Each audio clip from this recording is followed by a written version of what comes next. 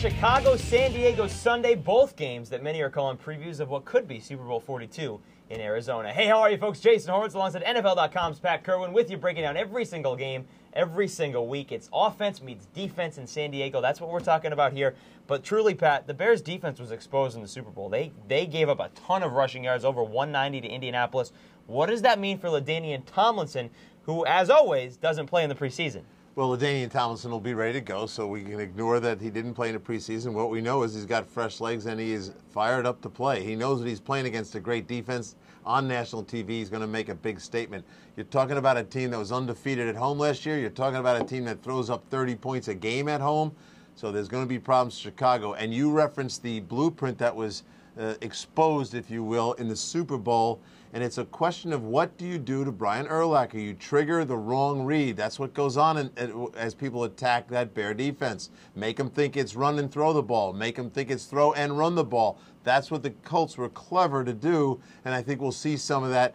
Phillip Rivers has the benefit now of Norv Turner to help him do it. What is that benefit? Norv Turner really helped out Alex Smith in San Francisco. Norv Turner now the head coach. What is that benefit for Phillip Rivers? You know, every quarterback that's ever had him, remember that Norv Turner was at the induction of Troy Aikman into the Hall of Fame. They all say the same thing. I get coached by Norv. Norv makes me better. Norv works on my fundamentals. It's kind of like a golf coach. They feel like they're better throwers, better decision makers, and then as they all say, he puts me in the right place to make the best plays possible. What about Rex Grossman in this situation? He needs Norv Turner. He needs somebody. I mean, in the preseason, a lot of turnovers.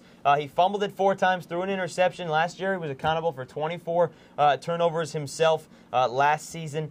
This week, he's going up against a very tough San Diego defense. Where do you see Rex Grossman in this game? You know, Rex Grossman deserves more time, and no one wants to give it to him. He had one season of 16 starts last year, and his team made it to the Super Bowl. He's 14-3 in his last 17 games. Not good enough for anybody. They want more than that, and it's not going to happen until this guy plays a little longer. All right, so he does make mistakes. He throws interceptions. He's got to reduce his 20 interceptions this year. This is not the game to be hoping that he does that. The pressure is going to make him make bad decisions.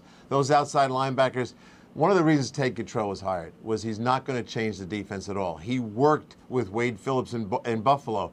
He's guaranteed them he's going to do the same thing. So here comes Phillips, here comes Merriman, and here comes pressure, and that causes mistakes. The fumbling this summer, I think, will get resolved. And once again, Rex kind of blows it off as, well, it's no big deal, I'll fix it, and people criticize him for it. What is a quarterback supposed to say? I'm worried to death, I've been fumbling, I'm scared? That's not what a good guy does. No, that's not what a leader does. Here's one other question, though. There's no more Thomas Jones to help him out. Cedric Benson is the guy.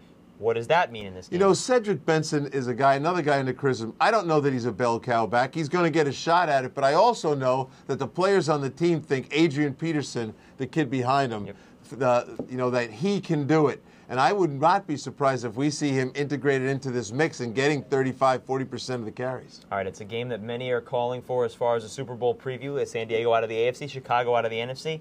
Who do you like to win here in Week 1? I love San Diego in this game. I think they're, from top to bottom, one of the best rosters in football. They've got a quarterback that's an emerging superstar in Phillip Rivers, a great decision-maker who's only going to get better with Norv. They've got the best offensive player. The greatest matchup of the season might be right now. The best offensive player in the NFL against the best defensive player. I'll take the offensive player. I don't believe you win championships on defense. I think the Colts proved that last year. Well, the best offensive player set an NFL record with 31 total touchdowns, so we'll see how he kicks it off in Week 1. They start at 4:15 Eastern, and for more on this game or any other in Week 1, keep it right here, CBSSports.com. For Pat Kirwan, I'm Jason Horowitz. Take care.